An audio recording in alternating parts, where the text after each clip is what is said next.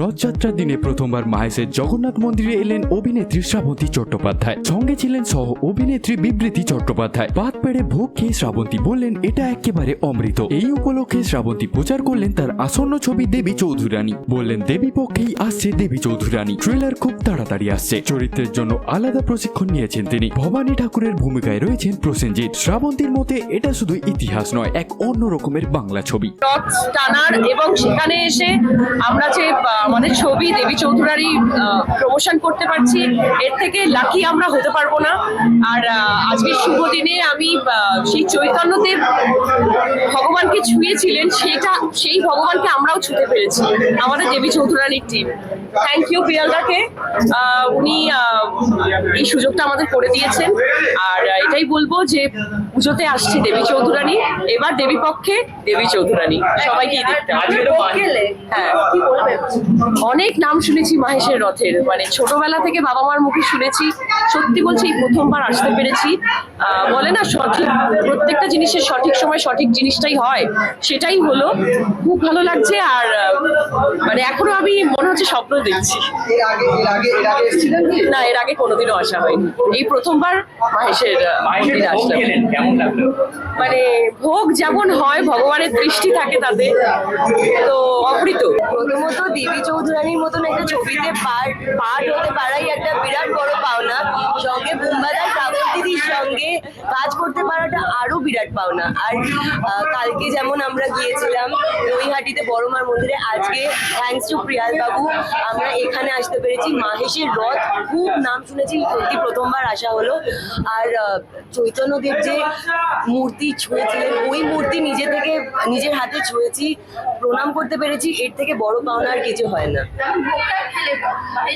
ভোগ খেয়েছি, ভোগের ব্যাপারে বলতে নেই যে সুস্বাদু, কিন্তু তাও আমি বলে ফেলছি খুবই সুস্বাদু। আর তৃপ্তি হলো, মানে আমি খুব খুব খুশি। শিগগিরই ট্রেলার বেরোবে। এই ছবিটি বঙ্কিমচন্দ্র চট্টোপাধ্যায়ের উপন্যাস অবলম্বনে তৈরি। তো আমার জীবনের একটা বিশাল কি বলবো, একটা মাইলস্টোন হতে চলেছে। আর খুবই এক্সাইটেড। আমাদের এডিটেড প্রোডাকশন মানে যে প্রডিউসার আছেন তাদেরকে অপর্ণাদি, অনিরুদ্ধদা আর সৌম্যজিৎদাকে আমি ধন্যবাদ জানাতে চাই। আর শুভ্রজিৎদা আমাদের ছবি ডিরেক্টর, তারা যে আমাকে কনসিডার করেছেন অ্যাজ দেবী চৌধুরানী, তার জন্য অনেক অনেক ধন্যবাদ। আর বলবো যে পুজোতে একটা বড় কিছুই হতে চলেছে এইবার দেবী পক্ষে দেবী চৌধুরানী। আর এত মানুষের ভালোবাসা, এইটা কতটা প্রাপ্তি। এটাই তো বলে না, আমি তো ব্লেসড, আমি মনে করি যে মানে খুবই ব্লেসড। এই ভালোবাসাটা তো কোনো চাওয়া নেই, কোনো পাওয়া নেই। হ্যাঁ, চাওয়াটা কি, ভালো ভালো ছবি আমাদের তরফ থেকে চায়। তো এই ভালোবাসাটা আমার কাছে মানে সব থেকে শ্রেয়।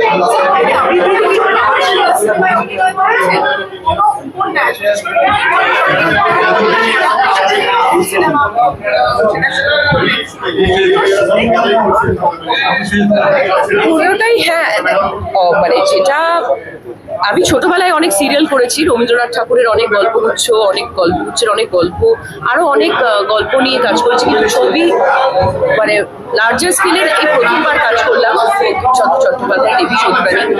অবশ্যই পার্থক্য তো অনেক আছে, কারণ এটা ঐতিহাসিক একটা চরিত্র। অনেক কিছু মেনটেন করে, অনেক কিছু দিকগুলো আমাদেরকে ভালো করে দেখে এই শুটগুলো করতে হয়, বা এই গল্পটাকে সেইভাবে মানুষ যাতে যথাযোগ্য বিশ্বাসযোগ্য করার জন্য আমাদেরকে অনেক কিছু দেখতে হয়। সেখানে ডায়লগ সুইং বা অভিনয়ের এক একটা অন্যরকম মাত্রা, সব মানে কস্টিউম যেগুলো করি আমরা, আমাদের যে অ্যাটায়ার থাকে সেটাও অন্যরকম হয়।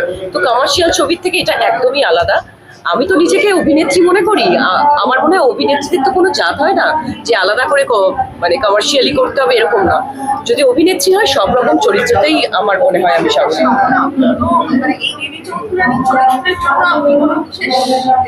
হ্যাঁ, অনেক কিছু করতে হয়েছে। যেমন আমি স্ক্রিপ্টটা নিয়ে অনেকবার বসেছি, অনেকটা পড়েছি আমি বঙ্কিমচন্দ্রের দেবী চৌধুরানী বইটা।